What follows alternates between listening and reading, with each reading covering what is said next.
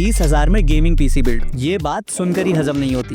But आज हम बनाएंगे एक फुल गेमिंग पीसी सेटअप, वो भी इन 30,000 के बजट में, जहां पर कीबोर्ड, मॉनिटर, माउस यानी कि पेरिफेरल्स को भी इंक्लूड करा गया, जिससे कि तुम्हारा पूरा पीसी सेटअप रेडी हो जाएगा। बट भैया जी, मेरे काफी सारे सब्सक्राइबर हैं जिनका सपना है GTA 5, वैलोरेंट, माइनक्राफ्ट जैसे गेम्स खेलने का, एंड काफी सारे लोगों ने तो GTA 5 भी अभी तक नहीं खेला है, एंड मार्केट में GTA 6 आने वाला है। तुम्हारा सपना सपना ही ना रह जाए, इसलिए मैंने ये पीसी बिल्ड तुम लोग के लिए रेडी कर दिया है। तो जिसका भी बजट 30,000 है, ये पीसी बिल्ड सिर्फ उनके लिए। एंड इस पीसी में जैसे वीडियो एडिटिंग, तुम्हारे स्कूल्स के प्रोजेक्ट, कोडिंग, या फिर तुम कुछ कंटेंट क्रिएशन में नया सीखना चाहते हो, या तुम एक बिगनर हो एंड तुमको सीखना है कंटेंट क्रिएशन, तो ये पीसी बिल्ड तुम्हारे लिए एकदम परफेक्ट रहने वाला है। और भैया जी, अगर तुम्हारा ये फर्स्ट पीसी बिल्ड है तो मैं तुमको फुल गाइड करने वाला हूँ कि कहाँ से कौन से कंपोनेंट लेने हैं, कौन सा कंपोनेंट बेस्ट रहने वाला है, एंड कैसे पीसी बिल्ड करना है तुमको। यानी कि ओवरऑल पीसी बिल्ड से रिलेटेड मैं तुम्हारी फुल हेल्प करने वाला हूँ। तो भैया जी, सबसे पहले बात करते हैं फर्स्ट कंपोनेंट की, जो ओवरऑल पीसी बिल्ड की परफॉर्मेंस के लिए काफी ज्यादा रिस्पॉन्सिबल होता है, एंड दैट इज प्रोसेसर, जिसमें हमने यूज करा है AMD का Ryzen 3200G। ये प्रोसेसर 30,000 के बजट पीसी बिल्ड के लिए एकदम परफेक्ट है, बिकॉज इसमें तुमको 4 कोर एंड 4 थ्रेड्स मिल जाते हैं, एंड साथ ही में 6 MB cache memory and 4 GHz की बूस्ट क्लॉक स्पीड, जो कि काफी अच्छा परफॉर्मेंस निकाल के देती है गेम्स में। एंड ये प्रोसेसर तुमको 1080p लेवल की गेमिंग करा देगा, जिसमें तुम GTA 5, वैलोरेंट, माइनक्राफ्ट जैसे गेम बहुत इजीली चला लोगे। अब देखो यार, काफी ज्यादा हाई गेम्स एक्सपेक्ट मत करना, बिकॉज ये जस्ट एंट्री लेवल का गेमिंग पीसी बिल्ड है। सो ओवरऑल इससे अच्छा प्रोसेसर तुमको इस बजट में नहीं मिलेगा, बिकॉज 30,000 के बजट में हमने मॉनिटर, कीबोर्ड एंड माउस भी इंक्लूड करा है। तो नेक्स्ट कंपोनेंट की बात करें, दैट इज मदरबोर्ड, जिसमें हम यूज करेंगे MSI की B450 M-A Pro